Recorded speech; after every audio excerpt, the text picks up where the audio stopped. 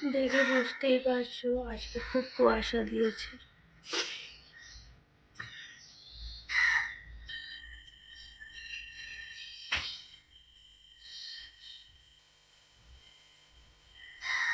Hello everyone, welcome back to my channel. আমি পূজা। আশা করি তোমরা সবাই খুব ভালো আছো, সুস্থ আছো। সবাইকে শুভ সকাল জানিয়ে আজকে নতুন আবার একটা ভিডিও শুরু করছি। সকাল সকাল ঘুম থেকে উঠে পড়েছি, আর বাইরের ওয়েদারটা আজকে দেখেছো কেমন একটা মেঘলা মেঘলা হয়েছে, আর প্রচুর কুয়াশা দিয়েছে, প্রচুর পরিমাণে কুয়াশা। আর তেমনি আজকে হাওয়াও আছে, ঠান্ডা মানে প্রচুর ঠান্ডাও আছে। প্রত্যেক দিনের মতো আজকেরও কোনো অন্যথা হয়নি। আজকেও আমি সকাল সকাল উঠে পড়েছি। সকালে উঠে আগে ফ্রেশ হয়েছি, ব্রাশ করেছি, তারপর আমার গোপুসোনাদেরকে ঘুম থেকে তুলেছি, তারপর চলে এসেছি রান্নাঘরে। রান্নাঘরে তো আসতেই হবে, কারণ সকালের তো একটা রান্নার ডিপার্টমেন্ট থাকে, সেটা আমাকে তাড়াতাড়ি কমপ্লিট না করলে কোনো মতেই হবে না। তারপর তো আরও বাকি কাজকর্ম আছে। তো চলো রান্নাটা ততক্ষণই হোক, ততক্ষণে তোমাদের দাদাভাইকে একবার তুলে দিয়ে আসি। ওঠো, ঢাকা নিয়ে ঘুমু করছে। ভোর হলো, দোর খোলো, বুড়ো ধাড়ি ওঠো গো। বিটির বিটির করেই দেখছো কেন? পিটির পিটির না দেখাবার চোখটা খোলো। মিহির মতো পিট পিট করে দেখে, মিহি এরকম পিটির পিটির করে দেখে। ওঠো, কখন উঠবে? আর কত ঘুমু করবে? ঘুমু ঘুমু ঘুমু ঘুমু। ওটা গুড মর্নিং বন্ধুরা। আমার বর দেখো এখনো ঘুমাচ্ছে, উঠছে না। মানে যার কাজে যাওয়ার কথা সে মোটামুটি শুয়ে থাকবে, তাকে ঘুম থেকে তোলার দায়িত্ব আমার, তাকে টাইমের মধ্যে রেডি করানোর দায়িত্ব আমার, তার পেটে খাবার ভরার দায়িত্ব আমার, সব আমার দায়িত্ব। ওদিকে খাবারটা হয়ে গেছে, আমি চাটা করিনি। চাটা ভাবছি উঠলে তারপরে চাটা করবো। তো চলো এখন চাটা বসাই, তারপরে আবার এসে একবার করে এইভাবে ধাক্কা মেরে যেতে হবে, ওঠো গো ওঠো গো ওঠো গো। এদিক থেকে ঘুরে ওদিকে শুয়ে পড়লো। আর মশারির ভেতরেও মশা ঢুকে গেছে, জানো? আমি এক্ষুনি একটা মশা মারলাম, রক্ত খেয়ে একবার পেট টোল হয়ে গেছে, বলবো। চলো চাটা করি। এইখানে সসটা আছে, সসটা বের করতে হবে।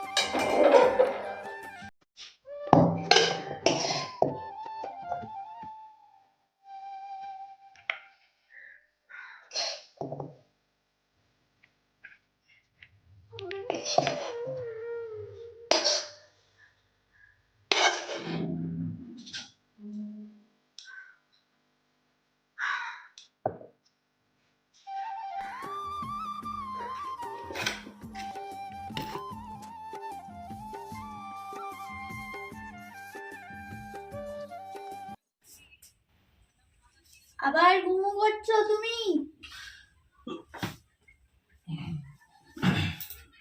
আসো এদিকে, ঘোরাও। খাবার নিয়ে এলাম তো, উঠলে? এই তুই আবার শুয়ে গেছিস কেন? নাও, খাদ্য গ্রহণ করো স্বামী। স্বামী খাও। স্বামী কেমন হয়েছে? ভালো হয়েছে, ভালো হয়েছে, ভালো। স্বামী চাটা কি ঢেকে দেবো? স্বামী পিঠে খাবে।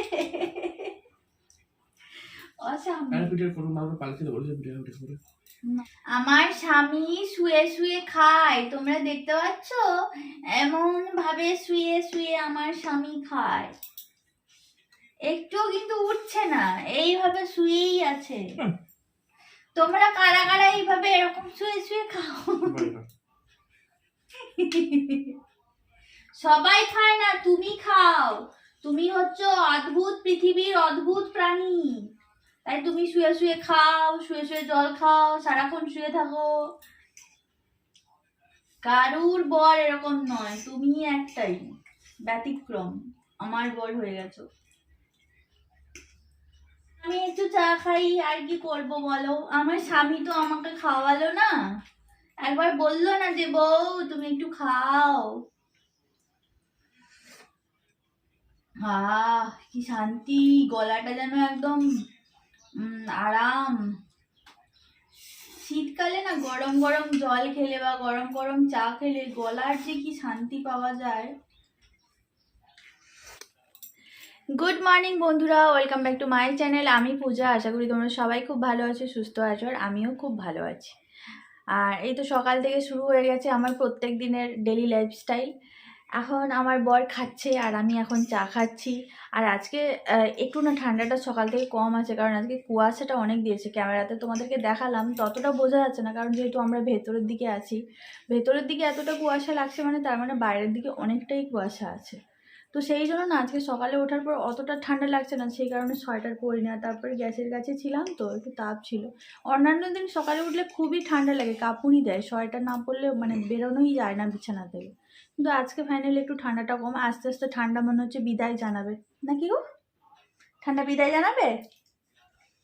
ঠান্ডা বিদায় জানালে তো আমার বরের খুব প্রবলেম হয়ে যাবে, লেপের ভেতরে ঘুমোতে পারবে না। ঠান্ডা তুমি একদম যেও না, তুমি আমাদের সাথে থেকে যেও, বিশেষ করে আমার বরের সাথে থেকে যেও। ঠিক আছে, চলো এখন থেকে ব্লগটা শুরু করছি। সারাদিন যা কিছু করবো তোমাদের সাথে শেয়ার করবো। দেখো বন্ধুরা, সকাল সকাল আমি আমার বরের থেকে 200 টাকা ঝেড়ে নিলাম। কিসের জন্য? আমার বরকে সকাল সকালে আমি ভালো ম্যাগি খাইয়েছি, তার জন্য। আমাকে কতদিন হয়ে গেল চকলেট খাবার জন্য পয়সা দেয়নি, তাই আজকে আমি জোর করে ছিনিয়ে নিয়েছি। আমার অধিকার, কে দেবে না আমায়, ছিনিয়ে নেব। তুমি কি রাগ করেছো? তুমি কি মনে কষ্ট পেয়েছো? একদম কষ্ট পাবে না, ফেরত হবে না কোনো কিছুই। আজকাল রিটার্ন হয় না, যা কিছু আছে সব জিম্মাতে ঢুকে যায়। আমার কাছ থেকে 4000 টাকা নিয়েছে, না গো বান্ধবী ললিতা, এ নাও। ললিতে ফোন করে দিও। আজকে খুব কুয়াশা দিয়েছে, দেখো মাথা থেকে টুপিটা খুলে দিলে কেন? টুপিটা পরো। কি গো?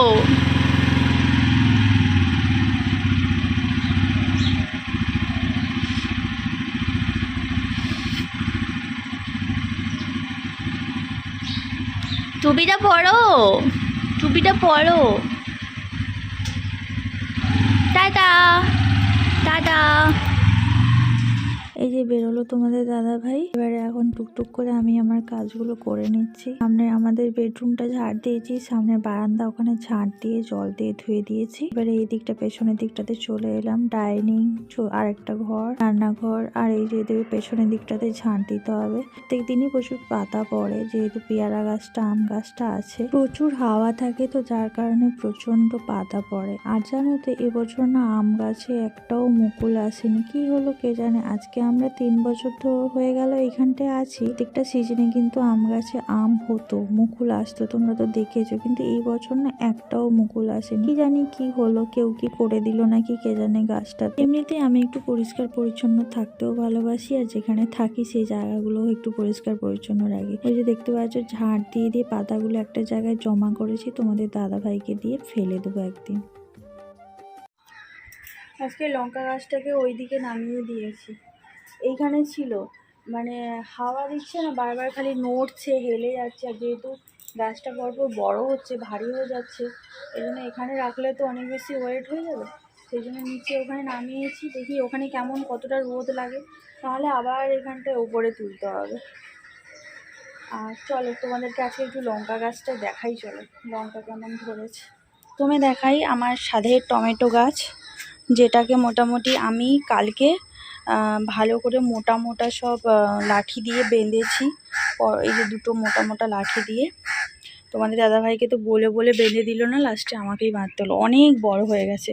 এই যে দেখো এখানে দুটো বড় বড় ধরেছে, আর এই যে দেখো এখানে এখানে এই যে ছোট ছোট ধরেছে। এইদিকে দেখো, এইদিকে দেখো দুটো ধরেছে, কোথায় গেল, এই যে এইদিকে দুটো ধরেছে।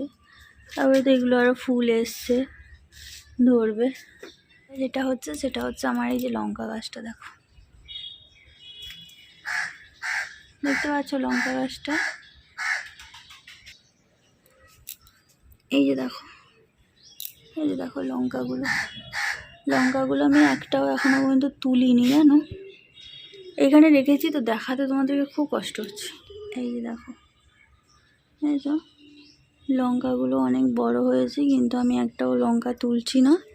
আমি লঙ্কাগুলো সব মানে আরও কত বড় হয়, ভালোভাবে শক্তপোক্ত হয় যাতে, তার জন্য আমি রেখেছি।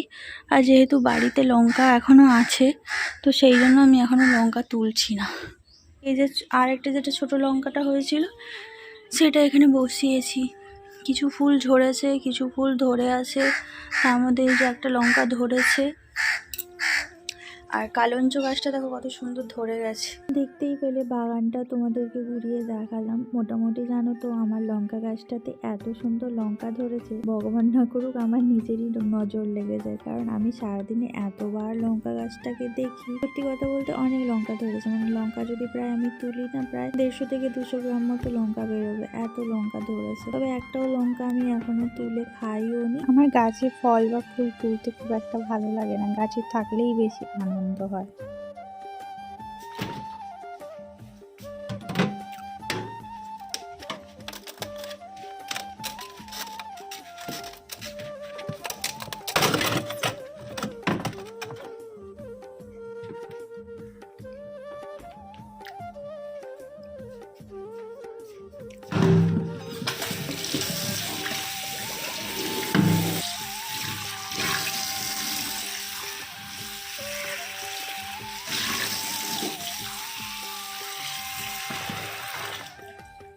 আসলে কি বলতো, নিজের হাতে কিছু গাছ লাগালে সেই গাছে যদি কোনো ফল হয়, খাওয়ার থেকে বেশি আনন্দ হয়। আর অনেক কষ্ট করে গাছটা নিয়ে এসেছিলাম, ঠাকুর অনেক যত্ন করে কষ্ট করে গাছটাকে ভালো করে আমাকে দিয়েছিল। অনেকবার নিয়ে এসেছি, অনেকবারই মারা গেছে। লাস্ট 2বার আমি নিয়ে এসে দুটো গাছই মোটামুটি বেঁচেছিল। বড় ছোট আগে যে গাছটা নিয়ে এসেছিলাম ওটা তো এত বড় হয়ে গেছে, লঙ্কা ধরে গেছে। আর ছোটটা দেখতেই পাচ্ছ, ছোটটাও অনেক কষ্টে ধরেছে। আর তোমরা যদি কেউ জানো যে এই সময় লঙ্কা গাছে কি ওষুধ দিলে ভালো হবে, তাহলে আমাকে একটু কমেন্ট করে অবশ্যই জানিও। আমি এখনো পর্যন্ত সেরকম কোনো সার ওষুধ দিইনি। একবার সর্ষের খোল নিয়ে এসেছিলাম, ভিজিয়ে একবারই দিয়েছিলাম, তাতে দেখলাম যে নিচের দিকের পাতাগুলো কেমন একটা চুঁয়ে চুঁয়ে যাচ্ছিল, তারপর থেকে আর দিইনি। না হলে এমনি আমি যেটা করি কি, রান্নার যে সবজির খোসাগুলো, ওই খোসাগুলো জমিয়ে রাখি, ওইগুলোই আমি দিয়ে দিই শুকিয়ে। আর একটা কাজ করি, পেঁয়াজের খোসাকে জলে ভিজিয়ে রেখে ওই জলটাই দিই।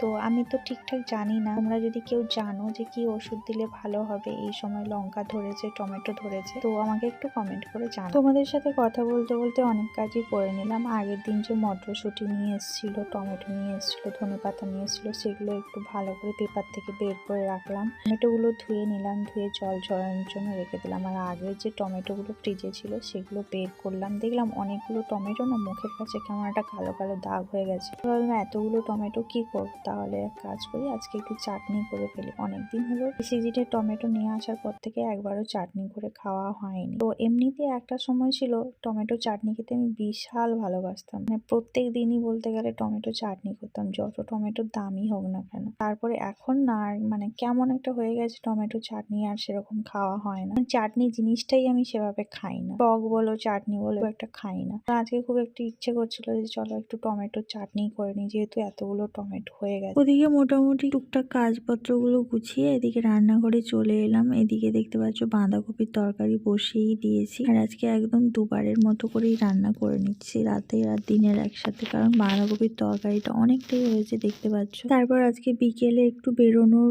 আছে, একটু মার্কেটে যাব, অনেক কিছু কাজ আছে, অনেক কিছু কেনাকাটা আছে, তো সেই জন্য কখন আসবো যদি লেট হয়ে যায়, তো সেই জন্য ভাবলাম আজকে একটু তরকারিগুলো একটু বেশি বেশি করে নিই দুবারের মতো, আর রাত্রেবেলা একটু ভাত করে নেব। এই যে দেখো ফুলকপি আলু দিয়ে মাছের ঝোল, বাঁধাকপির তরকারি, আর এদিকে এই যে টমেটোর চাটনি। তো মোটামুটি রান্না কমপ্লিট। আর এদিকে গ্যাস ওভেনটাও মুছে নিয়েছি, সিঙ্কটা এখনও ধোয়া হয়নি, ধোবো।